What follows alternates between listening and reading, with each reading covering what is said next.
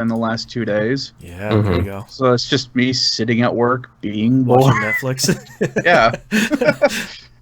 Yeah, Okay, we are now live.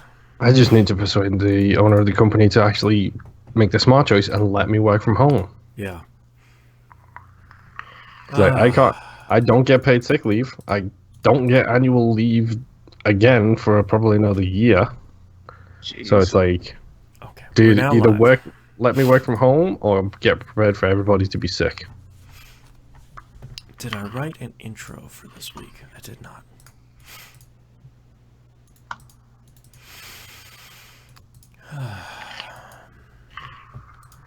Dude, Too Fast, Too Furious is the lowest rated Fast and the Furious movie. There's probably worse ones in the... I'm sorry, but the Fast and the Furious is the worst. Fucking... Okay. How is Too Fast, Too Furious rated 5.9? 5.9. I'm mad. And people, you gotta go back and update your rankings. Every time a new one comes out, you gotta re-rank them all. That's how science works.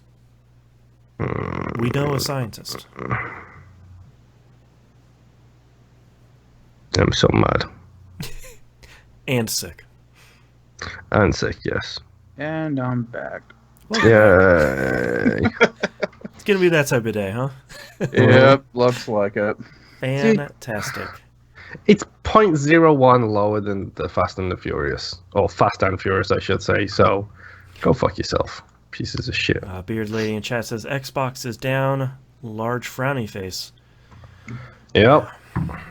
Confirming my reason I couldn't sign in and get my games I've played this week is because Xbox is a bitch. Yep. That's science. It goes down one time. It's like, fuck Xbox, it's a bitch. Right. Well, yeah. Well, it Even is a having bitch. trouble Anyway, like, loading the status page. Yep. Anyone check isitdown.com?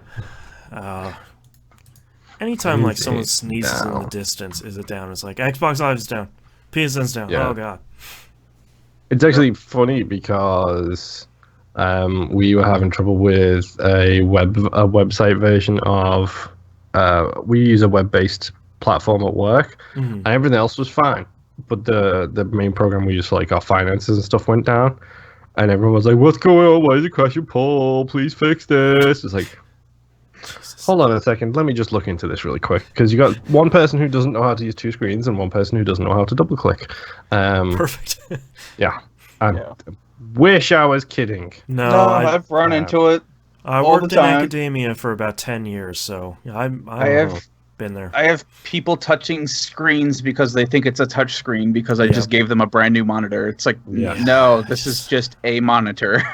Yep. But yeah, no. So I was like, I don't know what's wrong with it. Did you try hitting F5? What does F5 do for the 50,000th time that refreshes the page? Maybe that will help. Just turn your computer off and just walk away. That did nothing. Okay, hold on. Give me 2 seconds. I went to Is It Down, and literally it was just like 000 spike. I was like, okay, it's down. It's not our fault. It's nothing we can fix on our end. And just then gotta wait. 10 minutes later, it was like, why is this down? It was like, sweet baby Jesus. literally nothing I can do. It is out of my hands. I am not God. Go away. The worst thing that I have ever had happen was somebody accidentally included everybody in the company worldwide in an email about manufacturing. Jesus. And so everyone decided that they needed to respond back with Reply to all. this email. Yeah, Can you take me off this list? This has nothing to do with me. Why did I get this email? Or, hey, you sent this email to the wrong person. Right. Literally 15,000 of those emails. I had to shut down the email server and close everyone's email account and then make it so that it sent one last email to everyone that says, we understand there was a problem. Right. Do not respond to this email. Now shut up about it. Yeah, turn the server back on. About 10 minutes after I did that, everyone started flooding it back with emails. So shut the server back down and said, because you can't be adults, nobody gets email. Shutting it down. See you tomorrow. Jesus. I've been there. Yeah. I hate people. Yeah. Don't work IT. Don't work, period. Don't work So around that's true. people. Just do something that's just you and maybe a couple of friends. But no, don't work with friends. You know, I wanted to work with like the park rangers or something. Yeah. You know, get it as Firewatch. far away from people I was as about to say possible. that, Boston. Yeah. God, Firewatch would be so good. Man, the dream. The lonely dream. I wouldn't Fucking be long. lonely. I'd be fine. You and your ham radio. God, Yeah. not talking to anybody. My dream is to just go off in like a cabin in the woods for a week and just A not cabin have to for talk woods? to anyone. Just not have to say a word for like a week. Oh, Yeah. that'd be so nice. Mm-hmm. So welcome back to my podcast. Mm-hmm. All My about audio socializing podcast, with people. yeah. Yeah. I made some choices. Eating there, Moon. Okay, Cat. Lucky. Is it a fun flavor or is it sort of OG? Just OG Kit Kat. King size. This has been my Lunch. give me quick burst of energy to get through the day, please. Okay.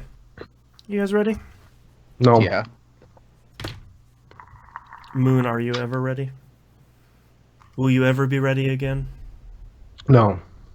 Can love really bloom on the battlefield? Yes. Wait, hold on. That. No. Bark. Bad Boston. Bad Boston.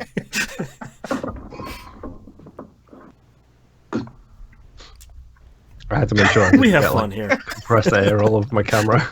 Yeah. Yeah. Yeah, let me get one more drink and then I'll be ready. You fucking asshole.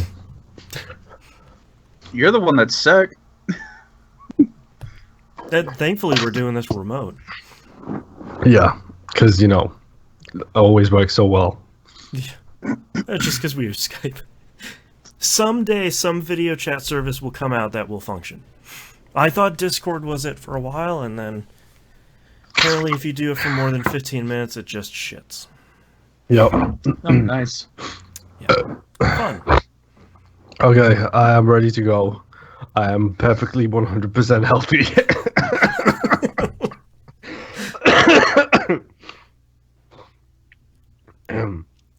This Okay. episode's gonna be so good. Fuck Okay, you. starting in 3, 2, 1. Welcome back to another episode of That Video Game Podcast, the show where we learned in the intro, or the pre-show, love really can bloom on the battlefield. I'll go away with that goddamn quote every single time. Where we learned we're the best of Skype friends. I'll accept that one. Okay. I'll accept that one. I'm your host, Boston. Joining me as always is Moonpeer. Thank you. This is the way. Oh, God, I hate you. See, now you've got to mute something I said, and you've got to deal with the fact that I said this is the way within the first 3 minutes of the show. Do you want to restart it and get rid of that stupid love on the battlefield quote? No, I don't, because the cake is a lie. We're checking all the checkboxes here. Tetris is something. Tetris is yeah. I agree. It is known. Yeah. Also, the Nimp is here. Hi. I am the only one not wound up here, and no, I did not wind those two up. No. I've just been observing. We have our own separate individual problems. Yeah.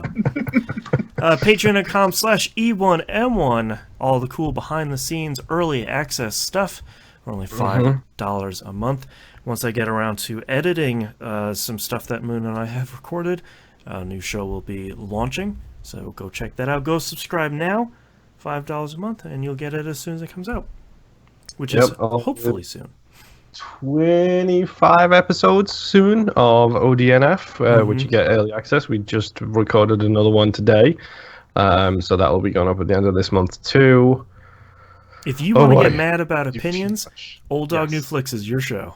100%. We discussed this quite considerably yesterday, but people have now seemed to realize that my wife is the negative Nancy of the two of us. Okay. I'm the patient one. She is the negative Nancy when it comes to movies. Gotcha. Oh, and definitely check out this month's episode because there is a pretty cool original discussion about superhero powers. Okay. No spoilers. It's really funny. Yeah, go check it out. Patreon.com/E1M1. My wife may have invented the best superhero power ever. I'm just saying. All right, Moon, let's start with you. What you've been playing this past week? Okay, so I got 4 games to talk about. I'm going to talk about 3 of them, and I'm going to leave the rest because I know somebody else has played more of this game than I have. So, we're going to start with Yakuza 0. Yeah. I am now up to the point where I have to go to Osaka with Kiryu to go and, I'm assuming, collect the woman who is blind, who is probably the one who is the owner of the parking lot. So that's my guess as to where that's going there. Right. So my mission with him is go to Osaka. My current mission with him, though, is I'm going to take over all those stupid entertainment districts and get all of my skills up. Because that's what I'm doing, including a bunch of mini games, a bunch of unfortunate mini games when it comes to the calling one, particularly. Still not a huge fan of that. The animation though of him picking up the phone and like the cord spiraling, like that looks really cool. And then you get to the awkwardness right after that fact. It's a weird one. Yeah, it's really, really, really weird. Yeah. But yes, I'm doing a bunch of mini games with him. Trying to get as much money as I can, so basically I can just upgrade him all the way and forget about it, kind of thing. Any of the mini games you've enjoyed so far? I mean, the baseball one is impossibly difficult. It's so hard. Yep. Yeah. I did get my turkey for turkey last night. Perfect. So happy because now I've got another decent manager to manage my stuff. I was gonna say what's the chicken's name? His name is Nugget. Nugget, yes. Who I believe was just announced as a summon for Yakuza 7. Of course. Because why not? I would love it if he came down and just rained bowling balls on everybody. That would be perfect, because it's like perfectly referential. He's also a really good real estate manager. Yes, he is. He is 3 stars, which so far the only other 3-star manager I have, I think, is the Burasaru girl. Who's also a really good real estate manager for reasons I don't know. Renaissance chicken. Yes, he is. I'm in the middle right now of doing the pocket racer stuff. Okay. Along with trying to discover as many sub-stories as I can, because I still haven't found Password Protected, which I know I did on my first playthrough. I don't know if I remember that one. That's the one where you've got to try and get access to the store, I think it is, but the dude's like, you want to buy from me, you got to get the password correct. And then you got to go around the corner, beat up the guy. 35 character long password? Yes. Yeah, I forgot about that. I forgot about that one, yeah. Yeah, so I've still got to find that one. I've done like 19 sub-stories. It's like, where are they all hiding? Yeah, because there's like 50, 75 of them? Yeah. And I've traveled 50 kilometers by foot. I know that because I got the reward for traveling 50 kilometers by foot. Right. The whole city is like 3 square kilometers. Yeah, there's not a ton there. Where are they hiding? Yeah. I don't know. Bright side is I do have the iron stomach thing now, so I'm just going in all of the fast food chains, buying one of everything on the menu, eating it in one sitting, and then moving on to the next one so I can get those stupid CP, so I can then use the CP to get more stuff, to get more money. That's right. This game is insane. It's so good. You found your loop. Yeah. Yes. I'm not kidding. While I was working on the turkey achievement, my loop was go do 10 frames, go back, get my payouts, go do 10 frames, go back, get my payouts, go do 10 frames, go back and get my payouts. It was literally just do a minigame, get my collection, do a minigame, get my collection. It's like, yeah, that's all I'm doing right now. And then I got shook down for 189 million yen, so I'm really annoyed. Majima seems so much easier to deal with those guys unless they get harder as you get further along them. I'm guessing it might be that one. I don't remember. Which of the stances are you using with Majima? With Majima, with the shakedown dudes, I use the baseball one because as soon as I get 2 heat gauges, I just hit that Y button and watch them smack him in the face. With Kiryu, it's like, I don't know which I'm best with because the fast one doesn't do enough. It doesn't stun them at all. The wrestling one is just too open. Like, you just get hit all the time. And then the base one doesn't feel like it does enough damage, so I need to get more money to upgrade that and do the stupid training and stuff. And so, okay, whatever. I'm just going to keep going. I used the bat one with Majima the whole time because it's so strong and he's still so fast. Yes. I kind of liked the breakdance one with Kiryu, but nope, that's Majima again. Oh, that's Majima again. Yeah. Man, there's so much in this game. Kiryu's is brawler, and then he's got the fast one where he does like the little boxing. And then he has the beast one. I used the fast one, the bob and weave one, because that seemed to be let me like punch and then roll out of the way and keep on moving. And you can do like. Go ahead. Well, that's a lot of the issue with the bosses too. Is some of those guys have range. Yes. Like you don't think they can reach you, and they do no problem. So I do a lot of dodging around in the rush. Or in the case of the shakedown guys, they just hit with a 360 arc, like just because. Yeah, he's got 6 foot long arms. Yes. But yeah, no, I'm working my way through Yakuza 0, slowly but surely enjoying it, having some fun.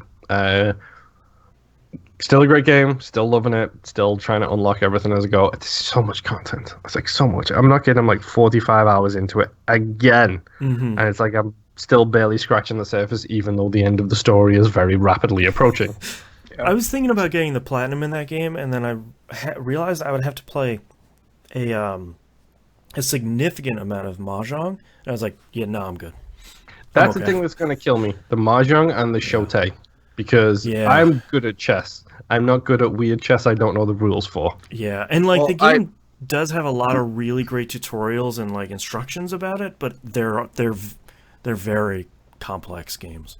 I looked up guides for how to play both of those, and apparently was it Shogun, Shantae, whatever, that one is all scripted.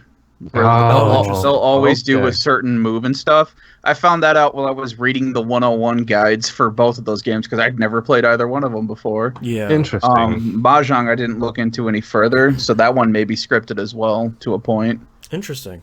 So okay. So maybe there might be. There's a lot of videos online. Yeah. Yeah. There might be a 1,000 gamer score coming this way. No, there won't be because I got to beat it on legendary difficulty. No, thanks. Yeah, never mind. Just don't wear that calming towel. Yeah, that's right. I hate that stupid thing so much. Angry about the calming towel. Is there an achievement for beating the game only using the calming towel? Oh, thank God, no. This is not legendary. This is not Dead by Rising. This isn't Dead Rising where it's like, here you go, 72 hours, enjoy your red ringed Xbox. Oh yeah, I forgot. But no, I like Yakuza 0. I'm liking the stupidity of it. I still don't know if that was Chowie and Fat. You pretty much confirmed it was, but I still don't know who he is because I haven't been back to Majima yet.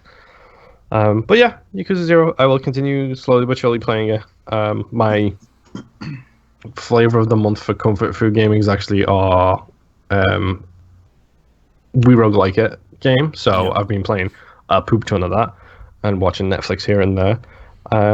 Let's see. Dead by Friday, did that. Played some Dead by Friday. We got the new killer and the new map, who's the guy who uses a chain shotgun. Like, okay. Interesting, okay. Sure. He fires chains from what looks like a hunting rifle basically at you, and then he kind of does the get over here. Great. Like, it's a little bit dumb. Right. It's a little bit hilarious. And his map is like a Texas saloon, like in the Wild West with the rolling tumbleweeds and everything. Okay. It's like, sure, why not? Whatever. But yes, credit to my wife on that one actually, because while we were all theorizing who the killer was going to be, she was like, dudes, the last one was an OC, original character. The one before that was licensed, so this one's going to be an original character, and then the next one will probably be licensed because they do license, OC, license. It seems to be the way they release it. And sure enough, it's an original character who looks like a dead version of the Gunslinger from the Stephen King books, just like old, white, long hair dude. It's like, cool, sure, whatever. Pretty successful night, whole bunch of escapes. Honestly, it was just chill out and chat with the boys kind of time, and giggle stupidly as we came across 2 really good nurses, who is the hardest killer in the game to play, and we faced 2 really, really good ones. So that was fun. And on a thematic note, I started 2 Point Hospital. Oh, yeah. Because, now's the time, apparently. Just why not? So, yeah, that's Theme Hospital. Yeah. Just like, they just picked up the design document and said, just do this again. Mm-hmm. My wife started playing it before me, and she actually said to me, "So this feels very British." And I was like, "Well, Yeah. it's made by the same guy who made Theme Hospital, and he's British, I think. So yeah, it's about right." Including all of the, I'm pretty sure the PA woman is the exact same woman. It sounds a lot like the exact same woman. Where it's like, it's sending me back to 1997 or whatever in my parents' upstairs office, and we're just playing Theme Hospital, and like, yeah, this is you made it again, which is really great. Like, and the best thing is, like, the controller interface is really solid. There are some little bits here and there I'm not a big fan of, but in general, it controls well. It tutorials really, really, really well. Yep. Like, the zooming out and buying plots of land. Like, it's got a good, solid interface, good movement speed. The diseases are all hilarious. Mockstar being my favorite so far. Because why not have Freddie Mercury like coming into hospital again and again and again? Yep. And in the idle animation, they do the walk around with the microphone without the bass that Eddie does. That's really good. Or Freddie, I should say.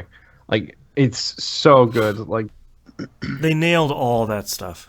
Yeah, and like the voiceover bits are good. Like it's that perfect management sim where everything is just balanced just right. Yep.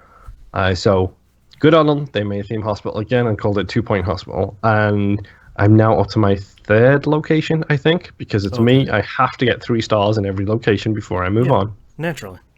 Mm-hmm. It's a Plants vs. Zombies problem where it's like, I got to do it again. I only got 2 Exactly. stars. If I just change one more thing, I can take that 2 and turn it into a 3, and it's perfect. Just got to optimize.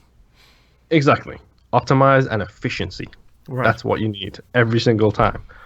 But that's pretty much all I've been playing this week. There is one more game, like I mentioned, but I'm going to let somebody else, Boston, talk about that first, because I'm guessing he's played more of this than me, based on everything I've played so far. Okay. So, Nimp, what have you been playing? So, I've been playing Division 2. And yeah, man, me too. I'm starting to develop a weird love-hate relationship with this game again. Yeah, man, me too. Made it to level 16 now. I was doing one mission on the east side of the map. Basically, everything on the east side of the map of the White House I have completed. I'm just finishing up main missions. I think I have one more. Or no, I finished the last main mission on that side, so now I have to go to the west side now, to where everything's like level 15 or whatever. But the level 13 mission that I was doing over there, I had this guy just like spamming me with invites to join his game. Oh boy. And I kept denying it, and it was getting so annoying. I was trying to figure out how to block the guy. Right. Accidentally accepted the game invite while trying to figure out how to block him. So it took me out of my main mission that I was doing and put me into his game. But luckily, the guy had started the same mission. Oh, okay. So it's like, well, screw it. He was like maybe 5 minutes behind where I was at. It's like, all right, I already know what's happening. And now you got 2 of you, so motor right through it. So that was kind of my thing. It's like, all right, fine, we will do this because I'm annoyed, and if I back out of your game now, I'm gonna have to restart this mission anyway. Yeah, you've trapped me. Yeah. So went through, finished that. Dropped out of his game because I didn't realize I was looking at the map after we finished the mission. And all of a sudden, I noticed like all the control points that I had been working on were like all red all of a sudden. Yeah. And I'm like, what the heck is going on? I thought these weren't supposed to turn yet. Yep. Come to find out that it was because I was still in his game and he didn't do the control points. So when I got out of his game and back into my game, I looked at the map and everything was the way it should have been. Boy, I played this a little bit with Bill Sivert from the community. And when I hopped in his game, it raised the level of the entire game up to level 38 because I'm already 40. So he's getting like 25,000 XP per mission. It's like every mission we're doing, he's gaining a level. Like we played for, I think it was 2 hours the other day, gained 5 levels in those 2 hours. It's like, geez, okay. This is apparently the real way to power it up. Doing it borderline style. They're just dragging somebody behind you. Yeah, exactly. Just don't look at any enemies. I'll just bring you up. Yeah. You sit here. I will go on. But anyway. Yeah. So the last mission that I did was reconnecting the HSD network.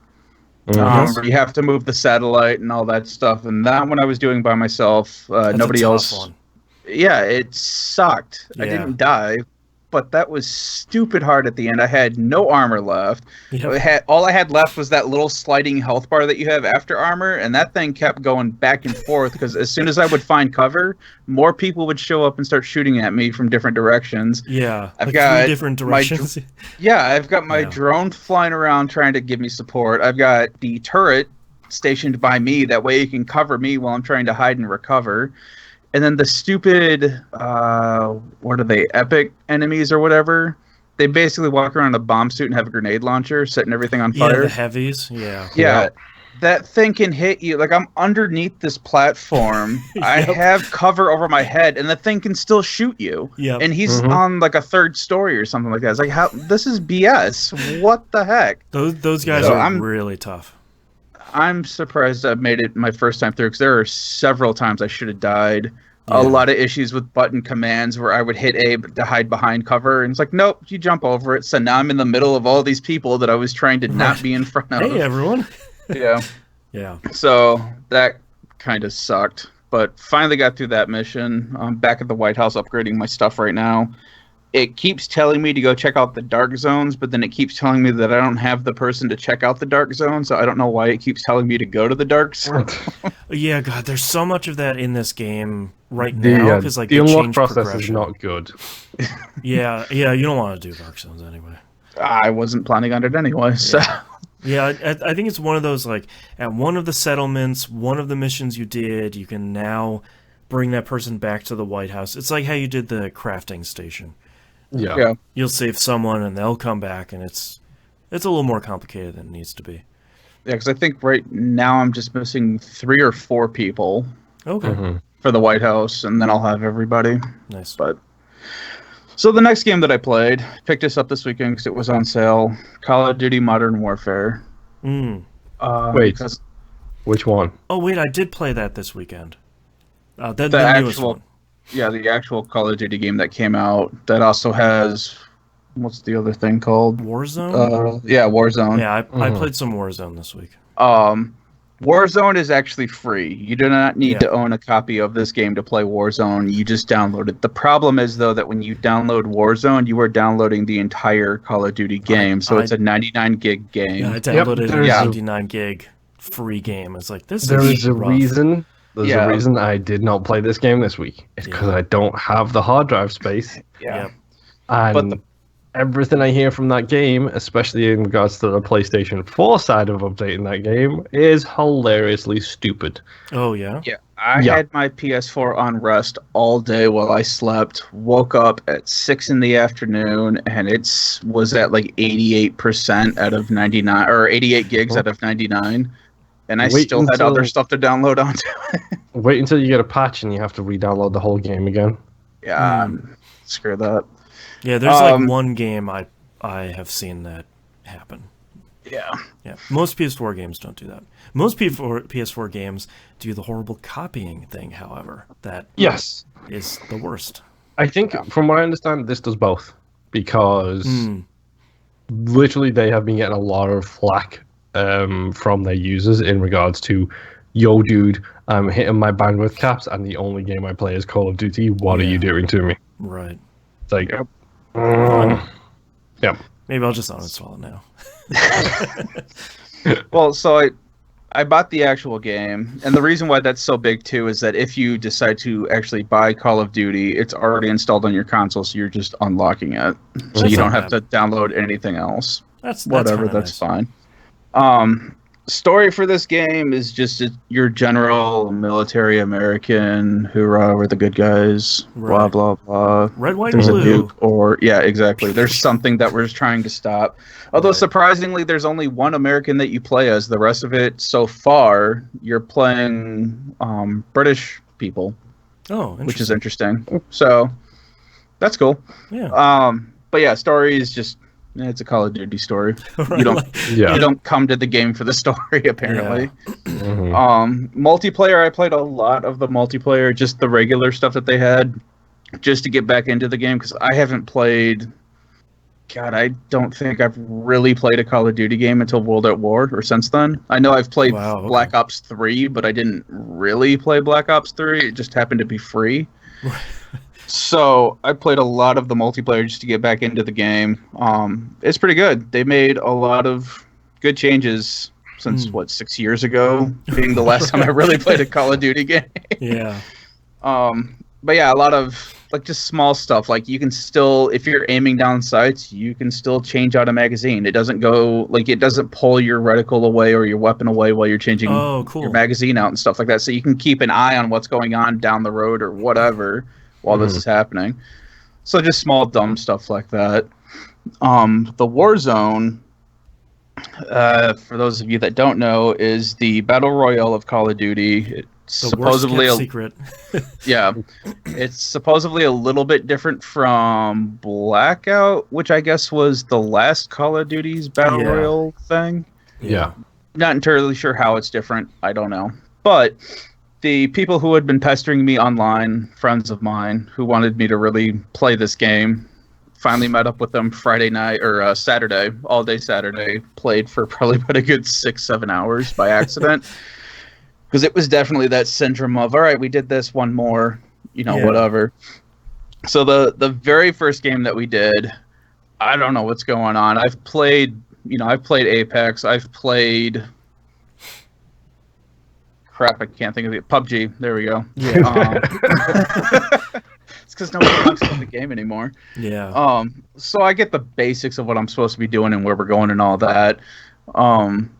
And I'm a lot more cautious than apparently everybody else is because we dropped into, I think it was the lumber yard. Mm-hmm. And I'm just walking around, looking inside buildings, picking up items, stuff, checking things out, figuring out where my map is, what each button does and all that. Yeah, just screwing around.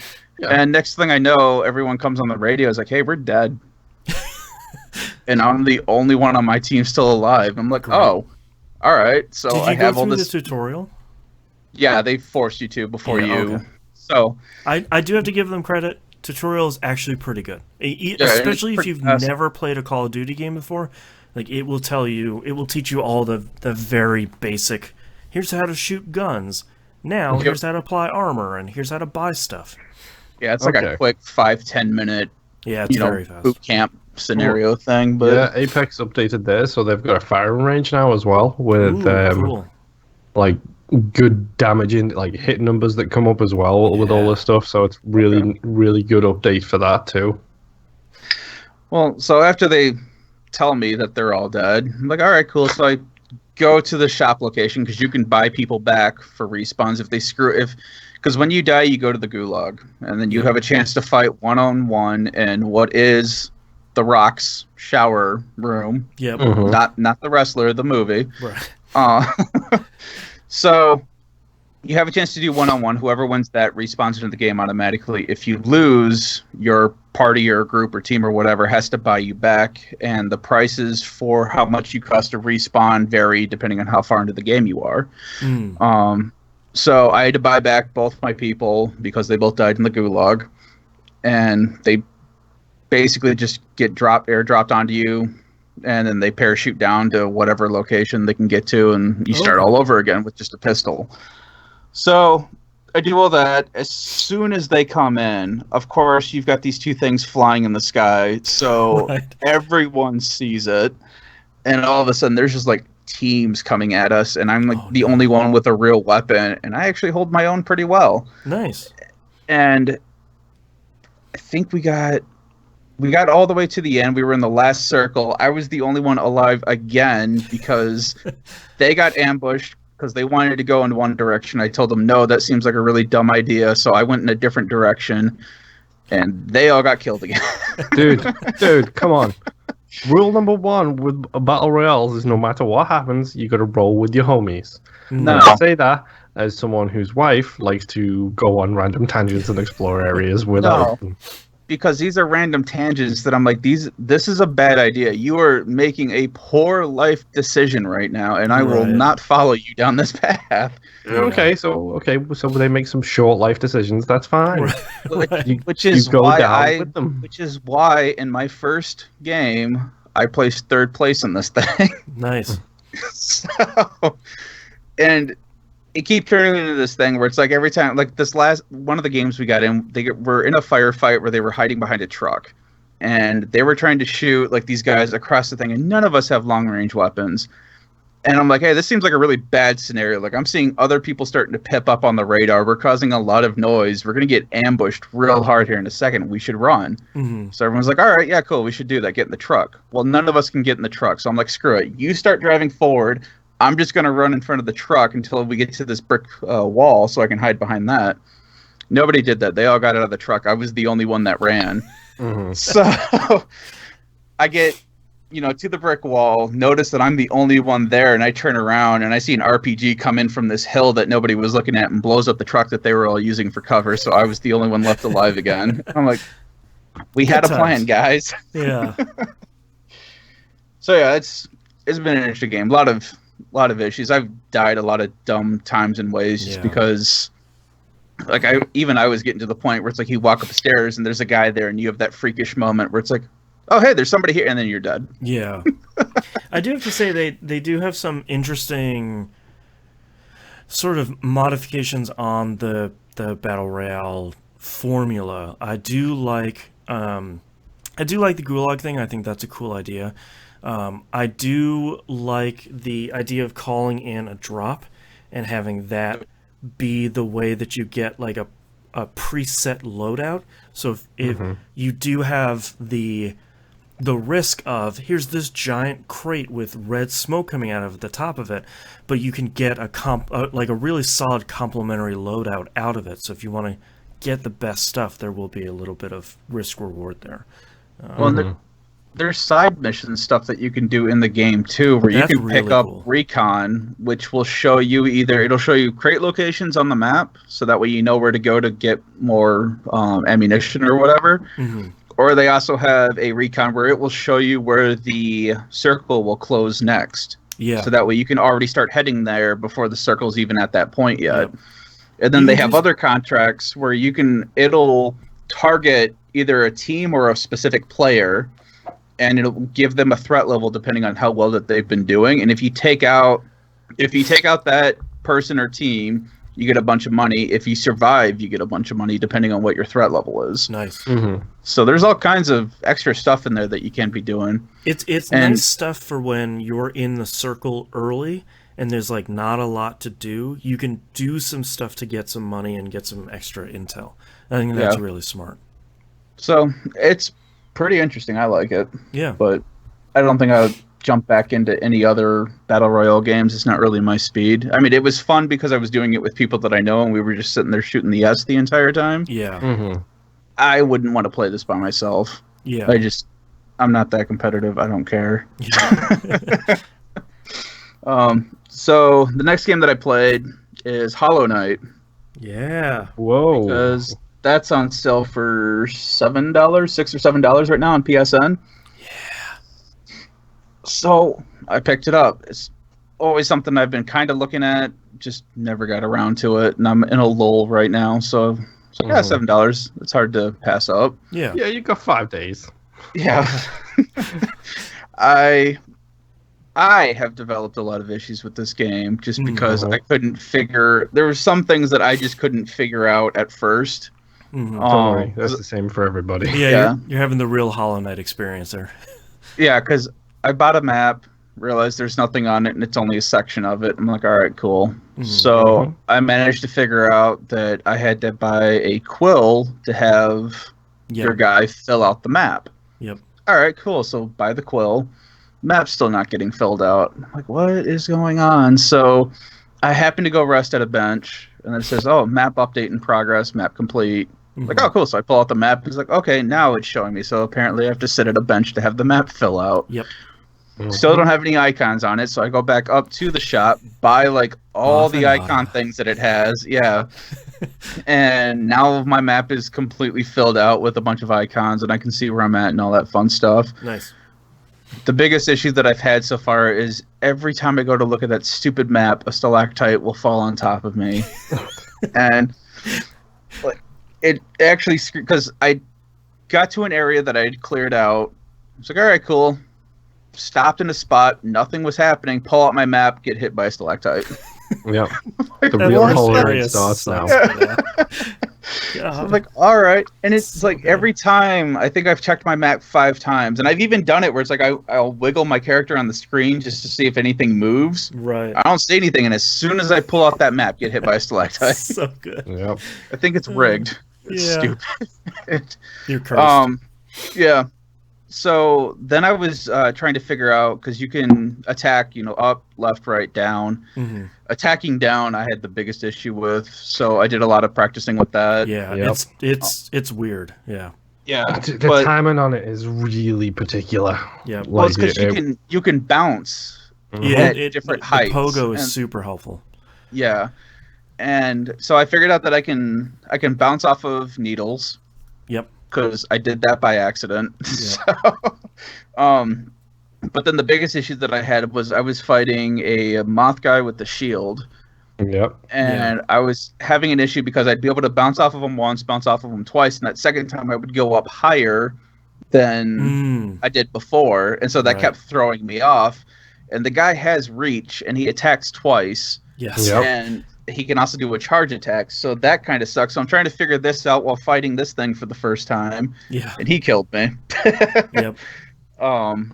Which brought up the other cool thing of going back and basically doing the Dark Souls thing of finding your soul, having to fight your soul. Yep. I haven't lost yet, but I'm assuming that thing gets a lot harder as time goes on, because I already noticed that it started using a skill that I just picked up. It gets better as thing. you get better.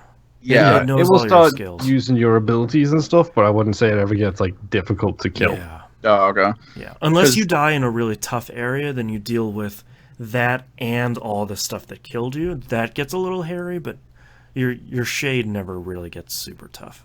Okay, because I've been able to, when I died at the Mothman, it was above the Mothman, but I was able to lure it closer to me without activating him. Yep. So I've been able to get away with that a couple of times, and that hasn't really been an issue, so that's been pretty sweet. But I have beaten the giant beetle with the Morning Star, some giant fly mother thing that once you kill it, a bunch of babies pop out of it or whatever. Yeah, those are the 2 first real bosses. Yeah, the Morning Star guy was kind of a pain. I managed to beat him in one go, but it was just trying to figure him out, and I walked into him by accident without meaning to, so I was already low on health, couldn't really focus to get more health. Yeah, it's not enough time to heal. Yeah. Yep. Fought the Moth guy, which I thought was a boss, but turns out it's not. Those are just standard enemies now, apparently. Yep. So and hey, they suck throughout the whole game. Yes, they do. Because there was 2 of them that I had to get by to get into this next area. Yeah. And I basically took the upper ramp, ran by them, and just dropped down the hole. There you Called go. it good. You figured out Hollow Knight already. Yeah. And then I fought what looks to be a female equivalent of Hollow Knight. Yep. Pin, isn't it? Is Needle? No. Needle? Pin? I don't remember her name. I don't know. I wasn't given a name yet. Yeah, you'll find it out later. She stars in the sequel. Oh, okay. And I don't. There's a sequel to Hollow Knight? The DL sequel is what he's talking about. Oh. Yeah, well, it was supposed to be a DLC, and they're like, "Whoops, we made it too big, so now it's standalone, and it's even bigger than Hollow Knight." It's like, crap. Okay, yay, but also, oh boy. Sweet. So I do have the Moth Cloak, I think it's called, so I can do the dashing and stuff like that. Yeah. Yep. And that's about where I left off right now, because I started going through this greenery area. There's been a couple places where I've walked into an area, and there's been a giant beetle with a club that basically can 360 you no matter where you're at. Yep. So I've left that one alone. There was another one that I walked into that looks like it has a maw just sitting there on the map, and you get kind of close to it, and all these eyes show up, and it shrieks really loud. I was like, no, not dealing with this right now, and walked back out. Yep, I forgot about that. Yeah. There's another one where further down into the level, you start finding this stonework area, and it slowly gets darker and darker. And I got into this one area where it's super dark and you can barely see. I'm like, nope, walking back out of this area. Gotta go. Yep. So yeah, really enjoying Hollow Knight so far. You made a lot of progress, I gotta say. Really? Okay. Yep. Wait for the wall. I was gonna say everybody hits a wall sooner or later. Yep. It's gonna suck, but yeah, it's fun. I really enjoy Metrovania games. I just never get the chance to really play them anymore. Oh, boy, do you have another 35 hours ahead of you. Yeah, I know. And I think this one came with all the DLC too. That Yeah, it was PS4 the console original version, yes. Yeah. Void Heart or whatever. Yeah, the Void Heart edition. Yeah, that has all the DLC. Yep. So I got all that to look forward to, apparently. God, all that DLC is so hard. It's going to be great. Holy Christ. It is. I got halfway through the Grim Troop and I gave up. It's just, that boss is stupid hard. And then the last game that I have is actually more of an announcement than a game, because just before the podcast started, community member Angeli gifted me a game that I will be talking about next week. Because I have to download it. No. I own Elite Dangerous on every console except for the PS4. I know. Please. So, I will talk about that next week. Okay. I just What wanted to game? give a shout out. Oh, no, it's special announcement. Secret. Yeah. Does it have the letters R, G, J, and P in the genre title? No. I had to do that math myself. I was like, God, I don't know what he's... Oh, okay, I got it. Okay, yeah. There's a new season of Destiny 2 out. Not really going to talk about it because it's kind of the same as the other seasons. This will be the theme of the first 2 games I've been playing. Brand new season came out. The community is on fire. I'm really enjoying it. Hold on. Yeah. When is the community not on fire for Destiny? About the 2 weeks before a new season comes out, it is all like springtime fields and flowers. Like, the promise of the future. Oh, this next season is going to be, how dare you release this next season? Like, it's just, the cycle continues. I'm enjoying it so far. You log in every day, you do a couple bounties. There's a fun new public event called Seraph Towers. You basically do a tower defense thing, and if nobody takes over the tower, all these balls shoot out, toss those at a thing, 100%, you get some loot. Is this like Gladiators or Krypton Factor for my UK fans? Like the game show thing? No, that'd be great. No, not yet. So that's the PvE side. The PvP side, Trials of Osiris is back. The Destiny 1 favorite weekend competitive PvP thing. We won't talk about the Destiny 2 one. It seems like they kind of brought it back intact, and no one is happy about it. So, I don't know what'll make you guys happy. Apparently nothing will. Ever. Yep. Yeah. Welcome to 2020. I didn't try it yet because there's an issue for the first weekend where... Quick tangent. Every season has a seasonal artifact. The higher you level up that artifact, the more additional light level power bonus, whatever you want to call it, it will give your character. So like right now, my power level's at 972, I think, but I have +5 on my artifact, so I'm really 977. That wasn't disabled the first weekend, this past weekend.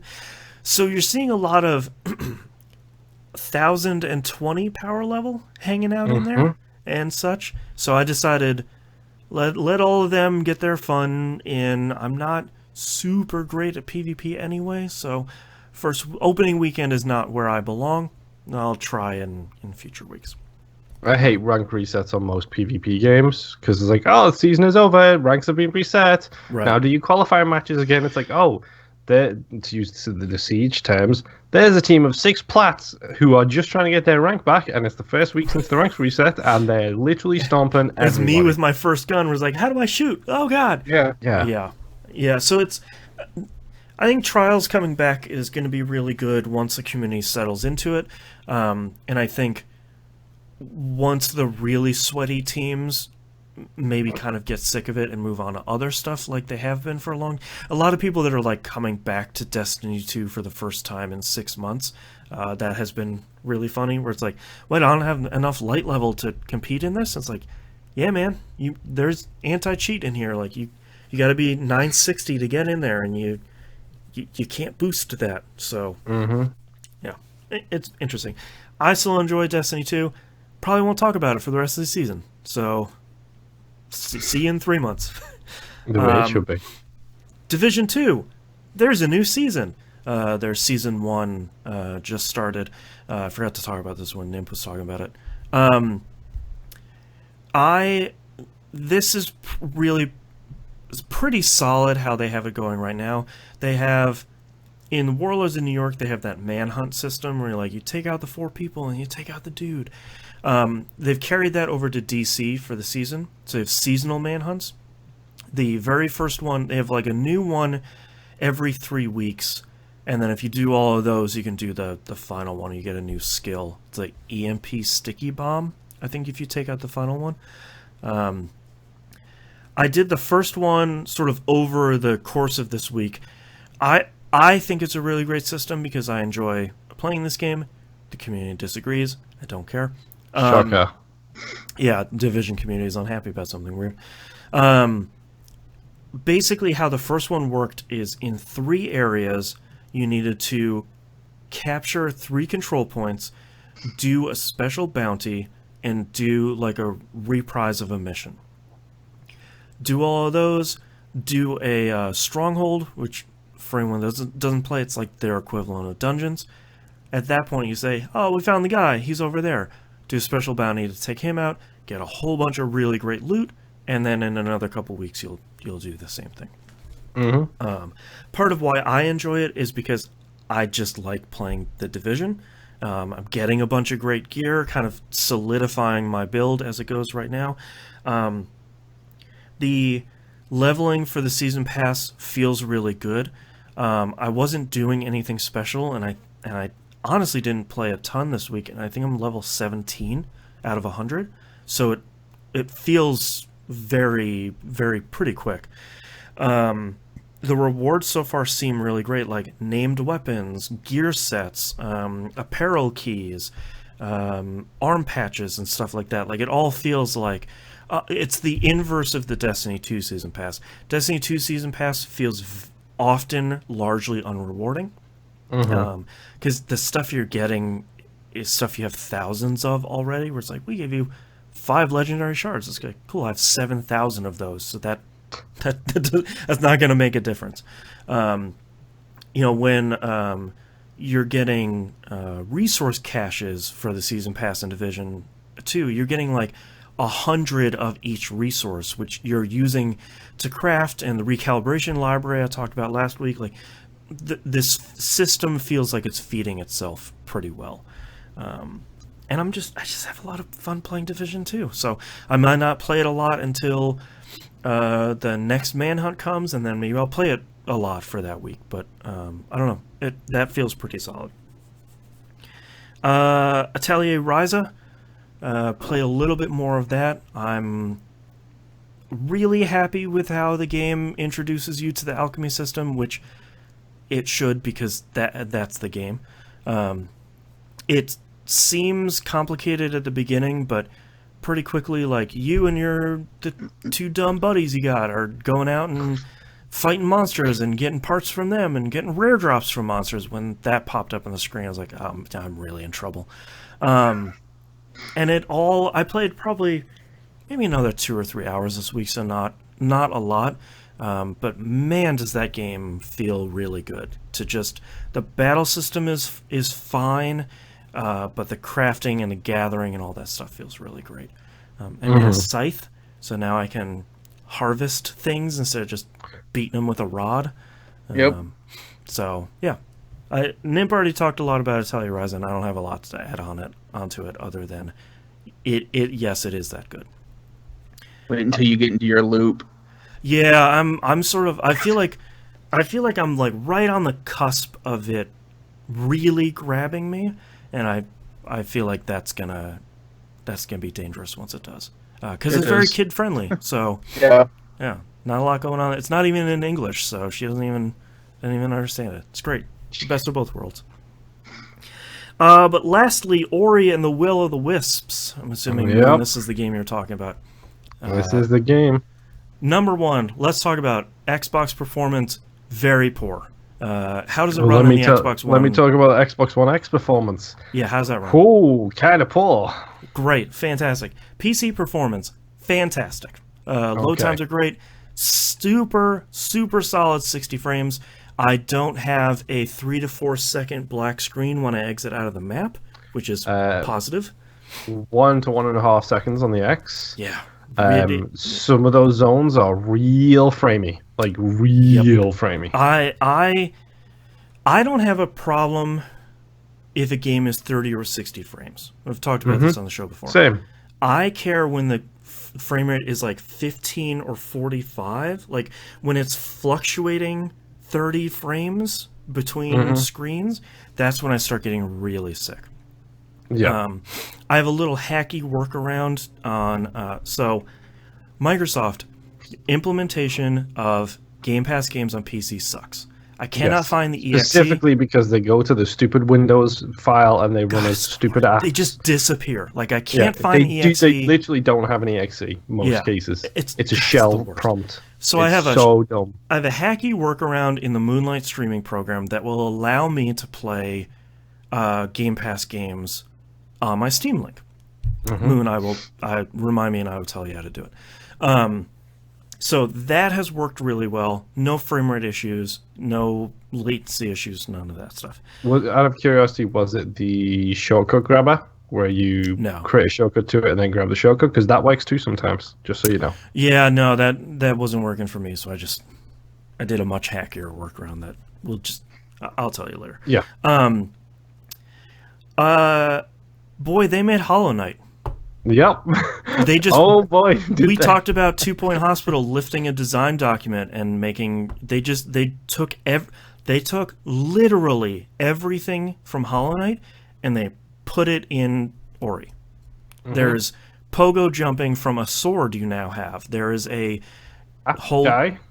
Yep, there's a hold the button to heal yourself thing. There is the map guy, there is the charms, the pins that you get in Hollow Knight now suddenly exist in here. Yeah, you have pins. You have a whole bunch of weird people in a gibberish language that are all over the map that are going to talk to you.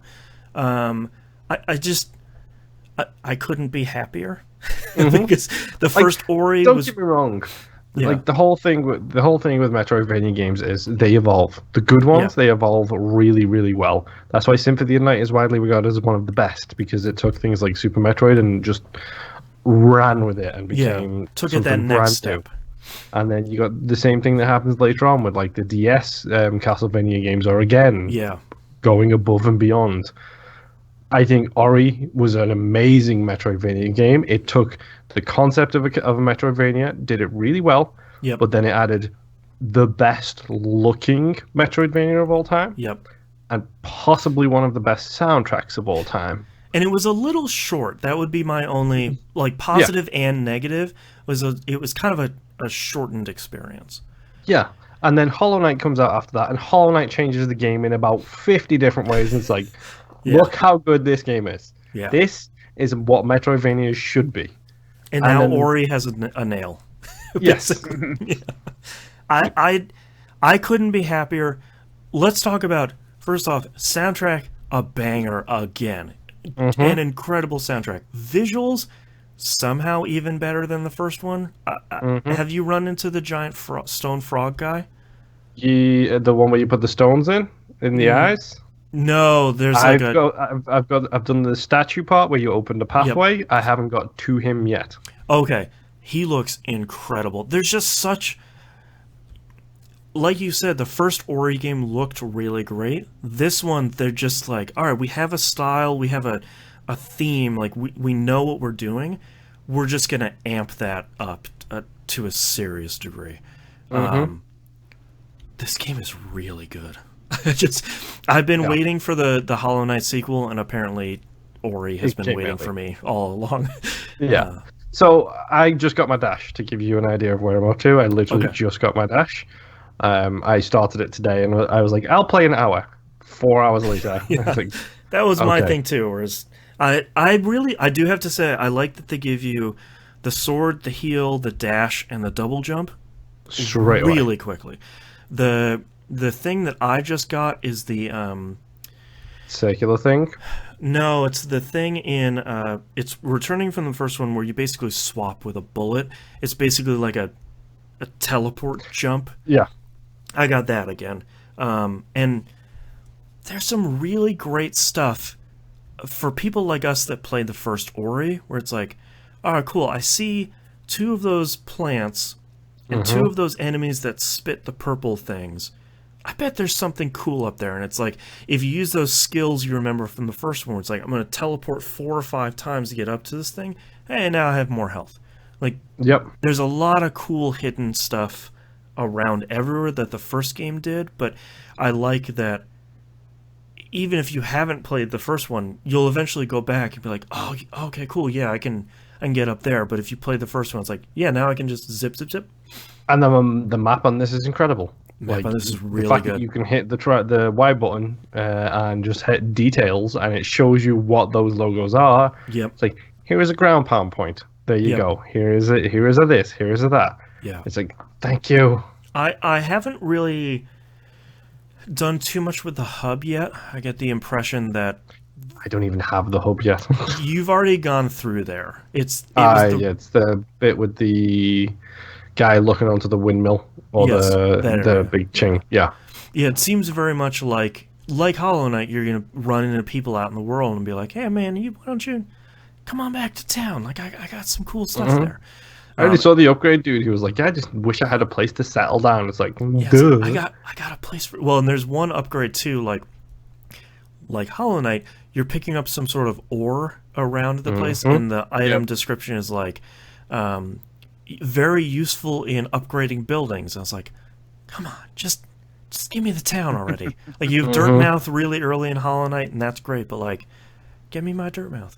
But yeah, I knew I would like Ori and the Will of the Wisps just because it's another Ori game, and the first one was just, like Moon talked about it, it's just a very incredibly well done Metroidvania that had a couple cool ideas. It didn't reinvent anything like Axiom Verge did, where it's like, you don't have a double jump, you don't have a dash, like, you don't have any of this stuff. You don't turn into a ball. Who do you think you are? But man, to see them... this isn't a negative, and this isn't meant as an insult. To see them just outright lift good parts of Hollow Knight and put it in their game is really exciting. And I think that's the best praise I can give them is, like you said, Moon, they have seen this thing that reinvented the genre again and revitalized what the genre can mean, and said, yeah. We got to take all that cool stuff too. Like, look at how cool these pins and these charms are. Like, I've one that I get 10% chance to do 50% more damage. So it's like, now I have a 10% chance to crit. That's awesome. I've damage numbers popping off of people. Like, that's crazy. This game is really good. Yeah. Curses. Yeah. I thought I'd have more time before more Hollow Knight. Dude, as soon as it started, that soundtrack hit me, and I was like, I almost swore then. This is a really good soundtrack. Yeah, and like just their use of color in some of the... I'm not even running HDR either. Like, I am in God, yeah, I would probably mess myself, but yeah, I like that they went for much less of a gut punch in the intro too. It was very much like, here's the found family from the end of the first one kind of coming together and finding their place in the world, and then they break your heart a little bit, but nothing too serious. But yeah, Ori and It's not a Will of the Wisps. Pixar entry. What's that? It's not a Pixar entry. No, God, the first one The very first much one was, where it's like, oh, look at this, all these cute things. One of them's dead. It's just like, oh no, what? Why? What? So, yeah, Ori and Will of the Wisps, just go play it. It seems really great. It would have to stumble in some major way for me to not come out of this and say, like, yeah, it's top 10 of the year, but it seems really great. Yeah. But that's all I'm playing this week, so let's take a break. Yep. I like how my computer says it doesn't have internet. I just noticed that. Just don't click on anything. Yeah, just No, it's because like Windows keeps trying to turn on the wireless antenna on my motherboard. It's like, no, I have a desktop. I have go to it the bathroom. wired. Okay, it's like I don't need wireless. Why would I do that? Yeah. All right, let's check the news stories. So you see all these rumors about Silent Hill? No, I've been hearing some whispers about it, but I just heard another podcast, Easy Allies, talking about how there was another source that came out. There was one that I posted in Discord that I was like, never heard of this place before, don't know what they actually do, but they kind of have something. But apparently Easy Allies has another group of people or somebody who was talking about it as well. Oh, interesting. It's like, all right, I guess we're in that phase of if there's smoke, there's fire. Right. I can't load a website now, so I'm just gonna not use my computer.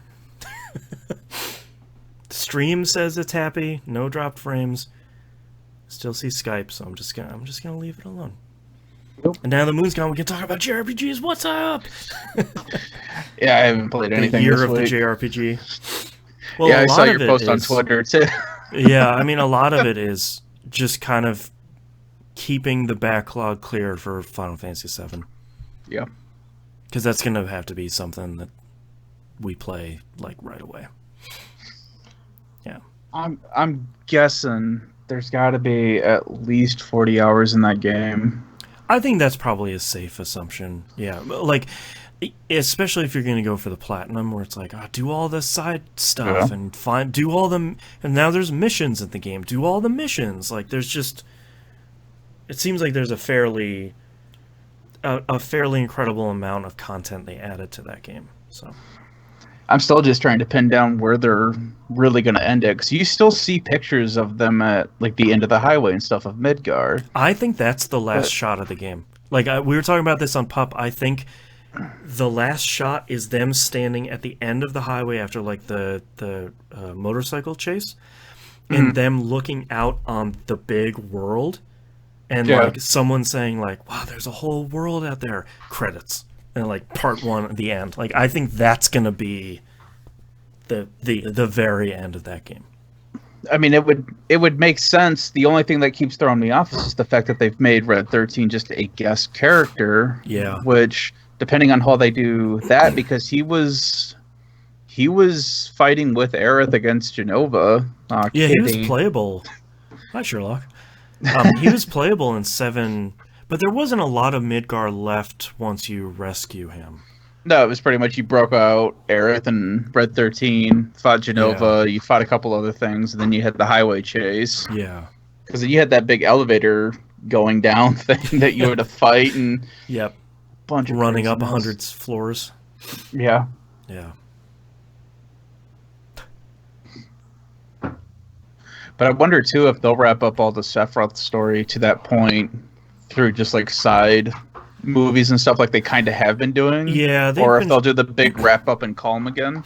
They've been doing a lot of talking about saying, like, I think one of Final Fantasy VII's biggest problems is once you reach Calm, in the original, there's just this super long story dump about Soldier and Zack and Sephiroth and like all this stuff that just screeches that game to a halt. And I think what they've been saying is they want more flashbacks and more diving into history during Midgar of what Soldier is, Zack and Sephiroth and all that. I think that's a really smart choice. But then it makes you wonder too, it's like, what are they going to do for an open world?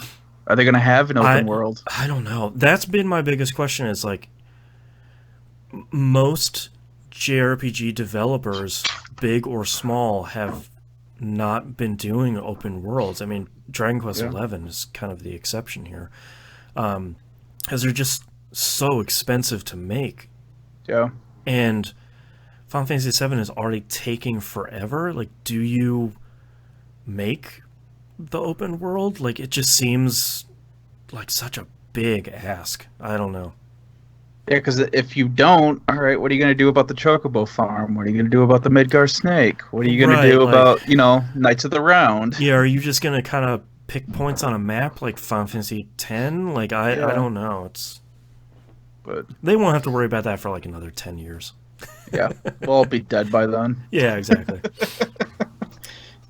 All right, are you guys ready to wrap this thing up? Yep. I have 2 cats, so expect to be interrupted at some point. Okay. Cat. Mine's been sleeping down there this entire time. There you go. She just doesn't care. All right, starting in 3, 2, 1.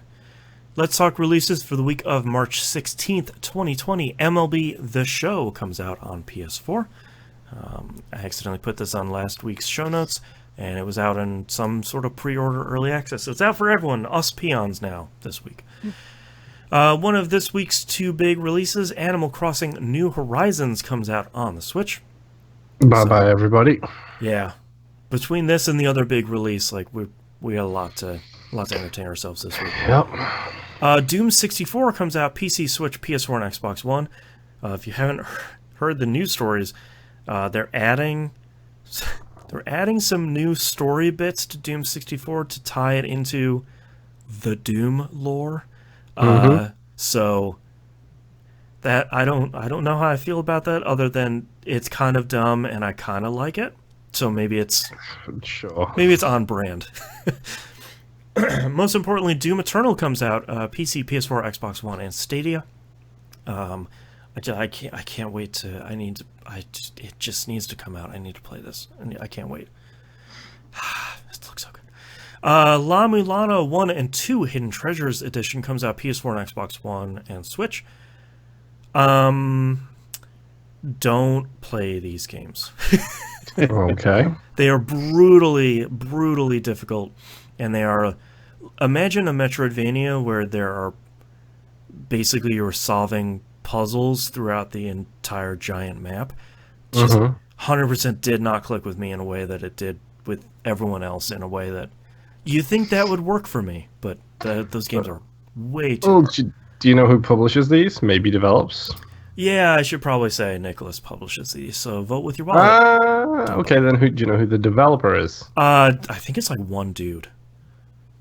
If it's Nicholas, they've probably allegedly stolen it from him anyway. And Nippon Ichi have got their mitts on this. Oh, do they? Interesting.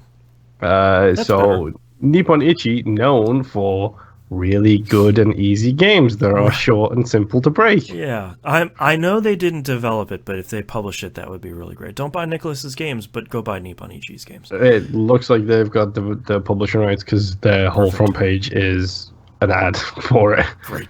That's great news. And lastly, Kingdom Hearts All-in-One package comes out for the PS4.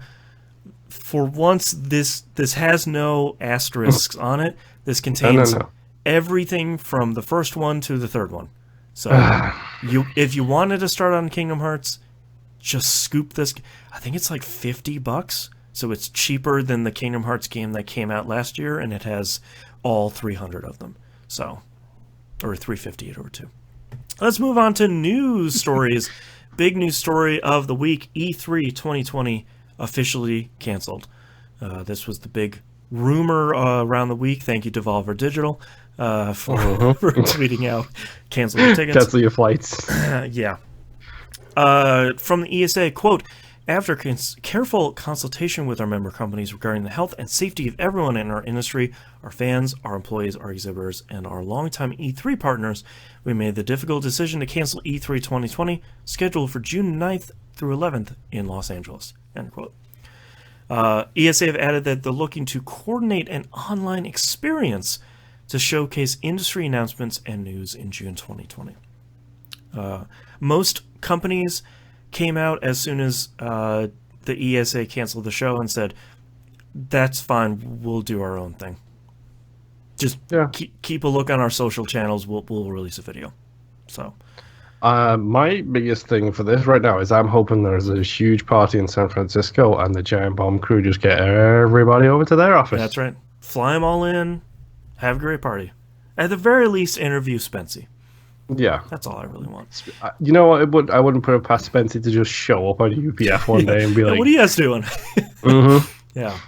I think this is going to be really interesting because I think most people's take on this is different than mine. I think most people are saying, well, this is the end of E3. Like, all the publishers and platform holders are just going to do their own thing, and they realize they won't need E3 anymore. I don't think that's going to be the case, though it does seem likely. I think this is a really great opportunity that I hope E3 or the ESA grabs onto. I think this is an opportunity to reinvent E3, because what they've been doing over the last couple years by opening it up to the public and trying to bring in more influencers and content creators and stuff, I don't think that is really I don't think that's the focus the show should have. I think it should continue to stay the industry show that it was really good at before, because I think the industry still needs the spotlight on it in a positive way for at least one weekend. And I think all that other stuff that was happening was kind of diluting it. And we already have PAX if you want to go do whatever that is. I don't think you need to mix E3 with that. I think E3 should be the press conferences, the live streams, the trailers, the people going to E3 to make deals and get signed as publishers and stuff like that. I think that's what E3 should continue to be, not the open to the public stuff. In all honesty, I think Gerstmann called it. I think if this gets cancelled, this doesn't come back. I don't think it's coming back. I mean, like, everyone's going to realize how much they can do by themselves. Yep. And I'm sorry, but all of the publishers who need E3, who need that huge gathering, don't have the clout to make an E3 without the bigger guys who are going to be like, we can do this alone. We don't need any of the help. Yeah. It is unfortunate that there's like a 1-2 punch of GDC being canceled this year and E3 being canceled this year that leaves a lot of indie developers in the lurch. But I'm hoping that in the wake of that larger indie publishers like Devolver and Annapurna can kind of step up and say, well, here's how we're going to change Discovery a little bit in 2020 and kind of address that. This isn't super surprising, but it's going to be a really interesting year to see when and how people deal with this stuff. I was going to say including Sony, but they weren't going to go anyway, so this doesn't change non-existent plans.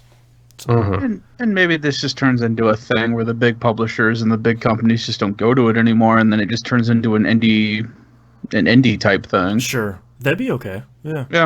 Yeah, that'd be kind of cool. Yeah. Microsoft is planning a 2-day live stream due to their canceled GDC plans. They're calling it GameStack Live. It's going to start on 1 p.m. Eastern Time on the 17th and 18th of this month. And they're basically going to be doing the talks and the showcase stuff they were going to do at GDC. They're just going to stream it on live stream them instead. Yeah. Details on the one to call out here is details on the Xbox Series X and Project xCloud are scheduled for the 18th at 2:40 p.m. Eastern. And a live stream called Xbox Series X plus Project xCloud equals new chapter in gaming, which is kind of a great anti title. And you thought JRPGs had long titles? That's right. Uh-huh. Yeah, the 12 teraflops of summer, chapter 3. So keep an eye out there. I'm sure there will be some information there, but if it was for GDC, it's probably not super consumer focused. It might be tech focused and engine focused. Yeah. So if you're looking for a launch game lineup, that might not be the place that we'll be looking for E3 for that. Talking about the weirdest news story this week. Reggie Fils-Aimé, the longtime president of Nintendo America, is going to be joining the board of directors of GameStop. Yep. This was not where I was expecting him to land, but he will be joining the board on April 20th, alongside 2 other new additions, former Walmart president and CEO Bill Simon, and former PetSmart president and CEO J.K. Symancyk. They are joining immediately. This is interesting because the GameStop Corporation is looking to really push hard on a total rebrand of GameStop. The stores continue to close. The stock price tumbles. Profits are just destroyed. And there have been some leaked proposals about potentially making GameStops into kind of a destination, which I think look pretty cool, but a lot of people are sort of poo-pooing it. But if you want somewhere to hold tournaments and play PC games with your friends that maybe are in your town, that might be a cool thing. But I think if you're looking to turn your company around pretty quickly and in a pretty serious way, I think Reggie is the dude you bring in. I mean, let's face it, if things go terribly, then he's perfectly fine being able to say, well, this was a poop show before I got here. It's not my fault. Yeah, and he's not the president, so he's just like board of directors.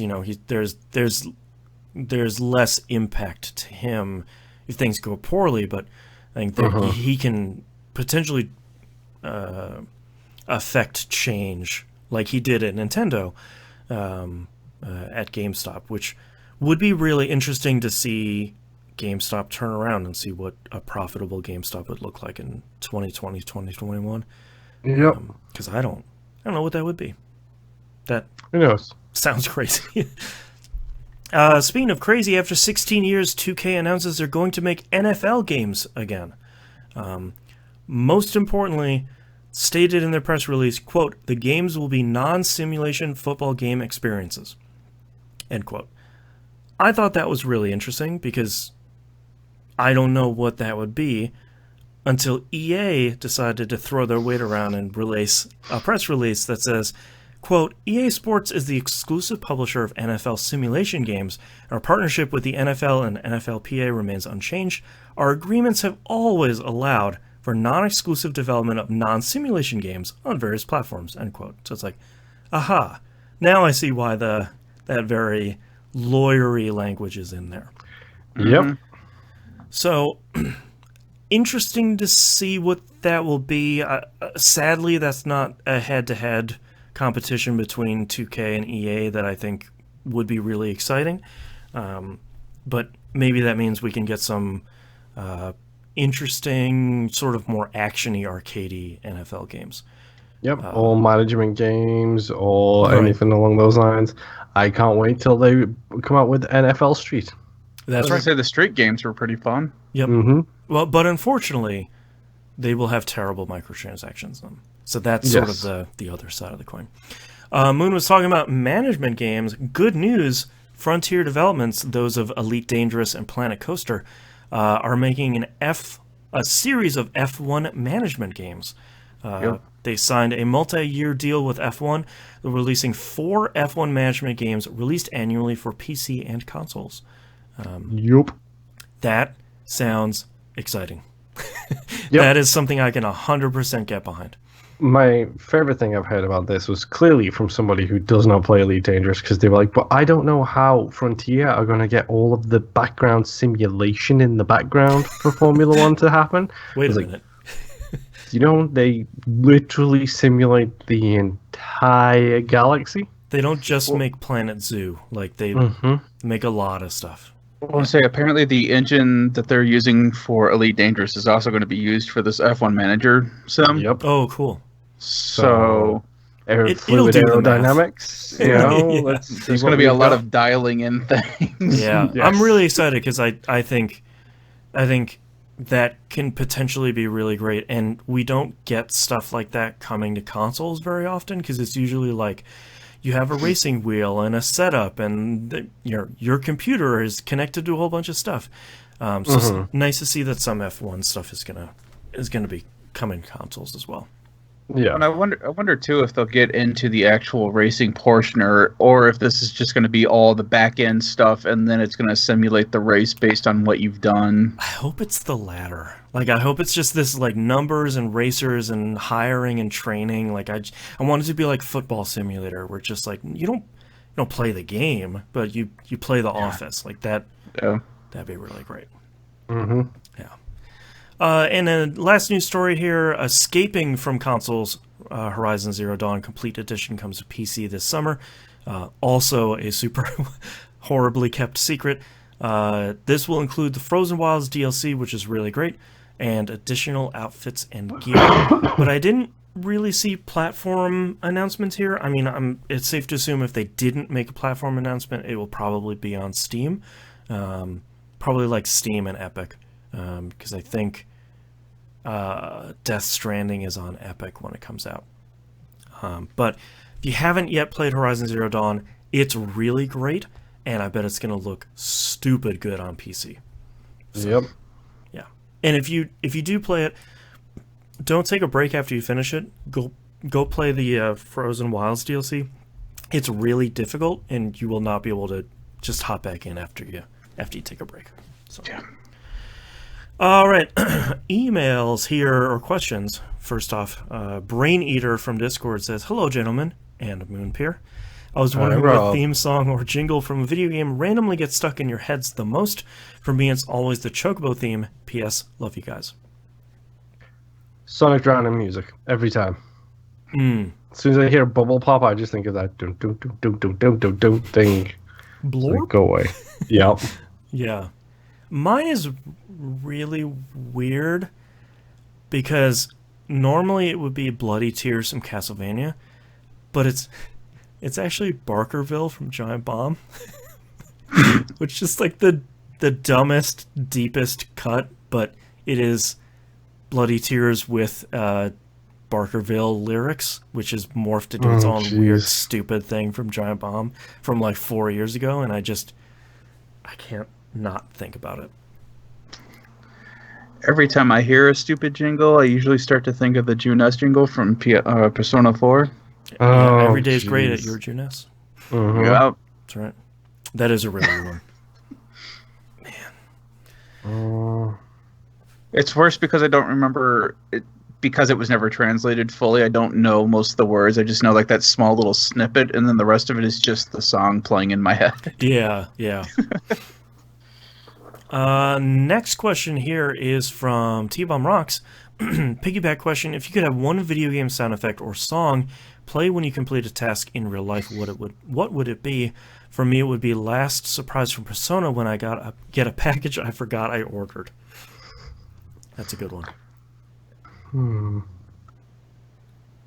I want to have the Legend of Zelda when you find a hidden thing or whatever. Little like, doo-doo-doo-doo. Yeah. But I don't know when I would want that to pop. I think anytime you open something from Amazon. I don't order random stuff like you guys, though. I know what's coming. I mean, I order random stuff and then I forget about it. Well, I know what's coming and then I forget about it. It's like, hey, what's on the store? Hey, I got a package. I mean, if it's going to be one of two things. It's either the Final Fantasy VII Victory music, which specifically the animated movie ringtone version of it. Yeah, of the old classic yes. Victory. That one's really good. When I finish like a project, really it should just play that. When I export in Adobe Audition, it should just play that. You did it. And the only other thing would be just like a good sort of bloop noise. Like not like a bubble or anything, but like here is a mission. Now you've just completed it. Here's a check mark that just goes in the box, and then it goes bloop and vanishes. Right. Like that vanishing sensation with a sound effect is always so good. Yeah. Or like that really good video game, like when someone crosses something off a list, where it's just like that, like that sort of noise. Mm-hmm. Yeah. T-Bomb Rocks also asked us, this sort of a longer decision for the three of us. You are the CEO of all video games and must sequel, remake, or cancel. And he's going to give us a bunch of options here. You pick from 3 franchises and can pick one game each to remake, cancel, or sequel. Are we ready? Mm-hmm. Yeah. First list: Mortal Kombat, Street Fighter, Guilty Gear. Mortal Kombat cancel, Street Fighter remake, Guilty Gear sequel. Because Mortal Kombat's just had a great entry, ended on top. Street Fighter desperately needs to be remade from the ground up, and Guilty Gear needs a sequel in general. I might actually agree with you, because my knee-jerk was cancel Street Fighter, because it just like put it out to pasture at this point. That was actually what I was thinking too. Yeah, Guilty Gear, I think they just did remake it, basically, when Zerd came out. Yeah, I might go with you, Moon. I think that might be okay. Well, he didn't say we all had to agree. No, I think Moon Moon and I agree as co-CEOs of video games. Whatever. Yeah. Mario, Sonic, Rayman. This one's easy for me. I would do cancel Sonic, because that's a put out to pasture one. I would say remake Rayman, because I think the last two games were really good, and I think if you can kind of take the next step with those for another one, I think that would be really good. And I just think you make another Mario sequel, because they're all good. So yeah. I have a dog in the fight. Yeah. Yeah. Mario will always get a sequel. Yeah. Sonic, I don't really care if they cancel it, and Rayman, I don't care if they cancel it. So that's my big thing for Sonic is like, I don't really care if he cancels Sonic. He'll still be at the Olympics. It'll be fine. Yeah. Yeah. Or if you cancel it, does it make it so that he just no longer exists in the video game industry anymore? Oh, no. And so you can't make those games anymore. Our powers are too strong. Good. Get rid of Smash Brothers. Go. Yeah, there you go. Halo, Battlefield, Titanfall. This one's really easy for me. Okay. Remake, cancel, sequel. Yes, I would remake Halo. Which it sounds like they're basically doing with the new one. Which would be great. Put a lot more Hollow Knight in there. Put pins on Master Chief. I think it's cancel easy Battlefield. to cancel Battlefield, because the last couple games, they're just really floundering. And I think sequel Titanfall, because Titanfall 2 is one of the best first-person shooters of all time. I think we need Titanfall. In fact, one might even say it's one of the most innovative first-person shooters of all time. Certainly one of the best ones I've played in years. They should just remake and then sequel Titanfall. Oh, don't even tease me. Man. Yeah. God, yeah. Just make a time-traveling Titanfall, the whole thing. Pff, so good. All right, 3 more. Resident Evil, Silent Hill, Alone in the Dark. This is an easy one again for me. Okay. Sequel, remake, cancel. Yeah, I think... Yeah. Resident Evil 7 was incredible. Truly incredible. So the fact that they haven't done a sequel to that yet, that's the thing that they need to sequelize. Don't get me wrong, they're too busy doing remakes. That's the issue. That's my thing, is like remake is easy for that one, because it's like, all right, 4's up next in the list, let's go. They're already doing them. Yeah. Silent Hill, everyone's so turned on by the PT demo that it's just like, okay, whatever, just remake it, get it over and done with, so we can forget about it. Let's just get over this whole PT nonsense. And Alone in the Dark were okay. They were a little bit scary, but they were more action games than horror games, so I'm fine with that getting cancelled. I think if you could totally reboot Alone in the Dark in an interesting way, I think that could be something. But I don't know. Number one, I don't know who owns Alone in the Dark anymore. Atari, potentially? But I just don't think there's anything... I think Resident Evil and Silent Hill and Amnesia all kind of cover the bases. And then, like, the Man of Medan for the cool episodic interactive stuff. Like, yeah, I don't know what else... You'd have to do something really seriously different with Alone in the Dark to do something. Unless it's just, like, suddenly Alan Wake 2. Hey. Yeah, I'll take it. Alone in the Wake. Yeah. Next one, Final Fantasy, Phantasy Star, Persona. Evil person. Yeah, I just, cancel Final Fantasy. Let's go. I think of all of them, Phantasy Star hasn't really had a new one since the PSP.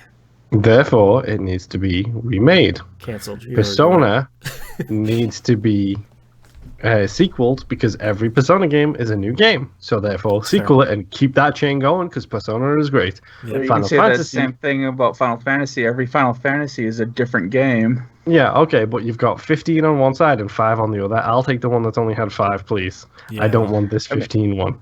Honestly, the only reason why I wouldn't want to cancel Final Fantasy is not because of the name, because like you said, we have 15 of them. So at this point, they could make a different game entirely and name it something else, and it's basically Final Fantasy. But Too Final, Too Fantasy. That's right. But then, do you still have chocobos and stuff in the game? Like, would people still want that? Because I would still love to see another medieval game before they a medieval style game before they cancel it. Sure, yeah. But the only one that I could choose to cancel would be Phantasy Star, just because they haven't done anything in forever, and they until recently refused to bring anything over here. Yeah, and like Phantasy Star Universe for like 360 and PSP was fine, but it's not the old JRPG like Phantasy Star 1 through 4 that you really want. Yeah. It was like an offline MMO, and it was fine. Yeah. And lastly, Apex Legend, Fortnite, PUBG. God. I don't really have a doc this fight. I would cancel PUBG. I would sequel Apex Legends, and I would remake Fortnite. Well, they just did.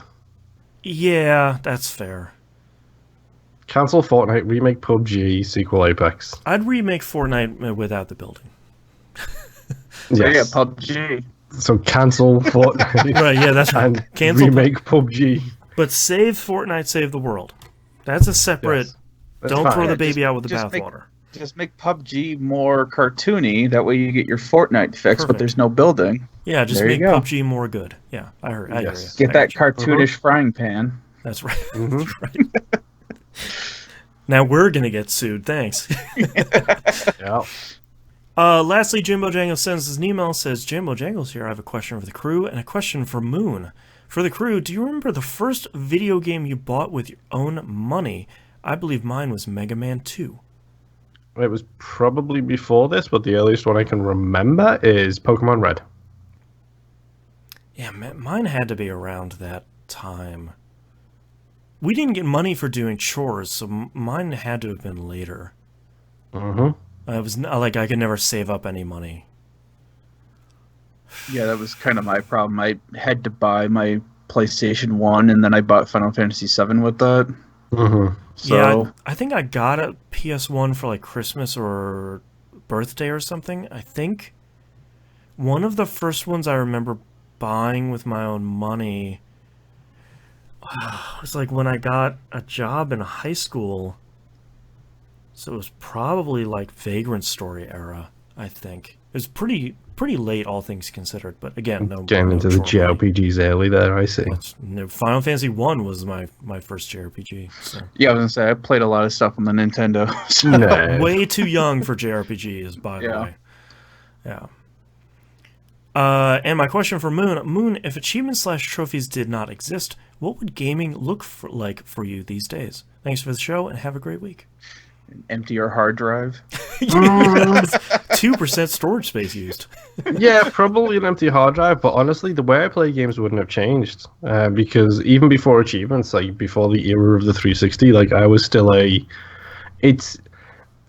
the thing with achievements is a numerical value to a worm that was always eating my brain, which is completionist worm. The completionist worm or the frugality worm, where it's like I need to get as much money as I can out of this product because I paid for it and I don't have, $10,000 lying around to go and buy more games with. It's like, no, this is my game for 6 months. This is the thing I will be playing. This is the thing I will get every single bit of pennies out of it. Yep. And then you take that into modern days. It's like, I literally, a month ago, bought 3 games, pre-ordered all of the games that I'm planning on buying for this year so far. And it's like, I did that knowing full well I can buy a new game and play a new game tomorrow if I want, but still that part of me, that completionist / frugal thing in my head will be like, no, you haven't finished with that.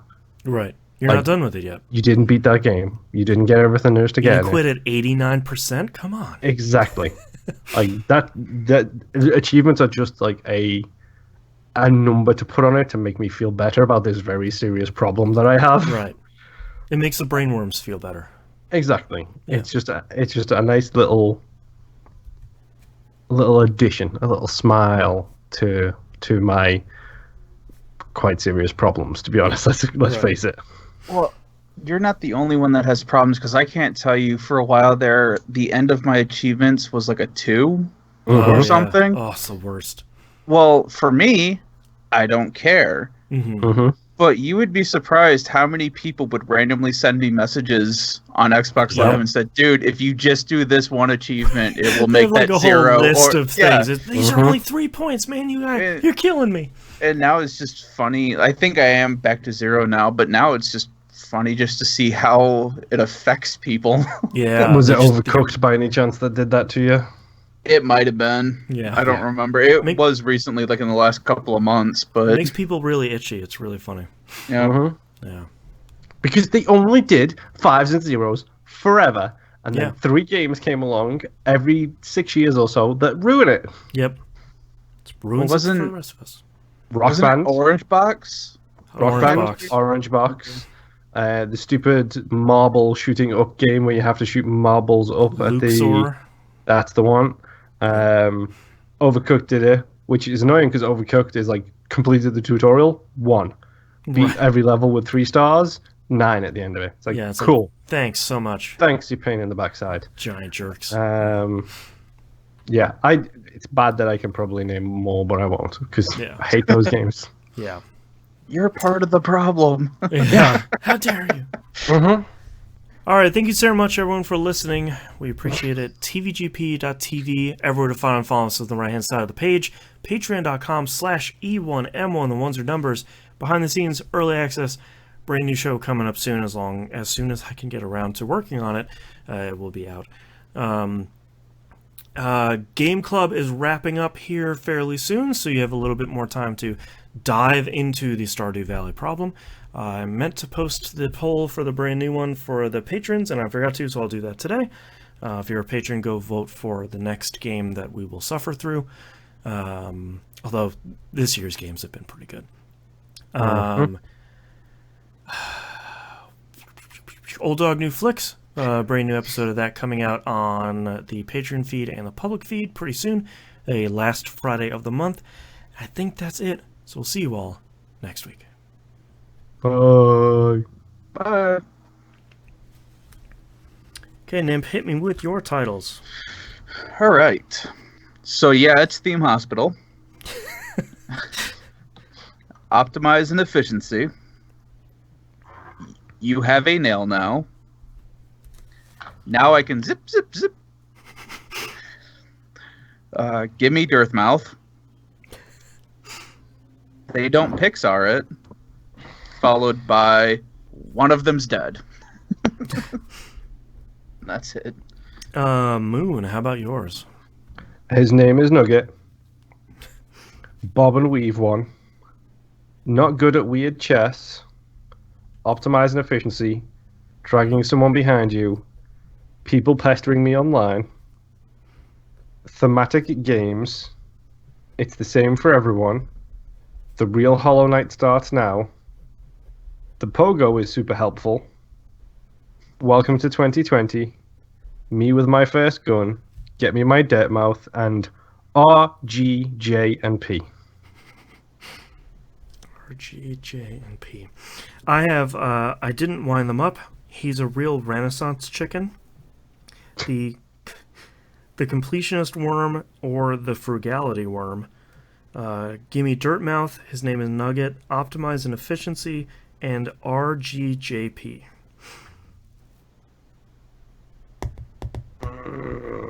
I like he's a real Renaissance chicken. Optimize and Efficiency. And I do like RGJP. What was RGJP? I was going to say, what was that? It was, you were talking about the game that Angel picked up, and I said to you, well, does it have R, G, J, and P in the genre by any chance? And then Boston was like, the fucking countdown clock.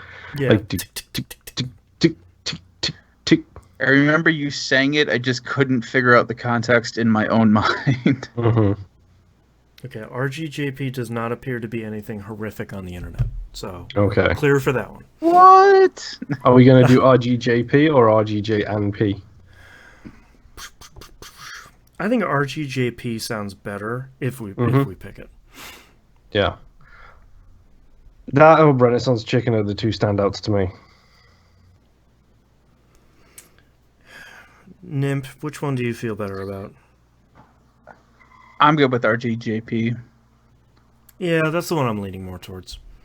Just because it also seems like it's going to be a tongue twister. Yes. Mm-hmm. I shouldn't be the one to talk. I barely made it past tongue.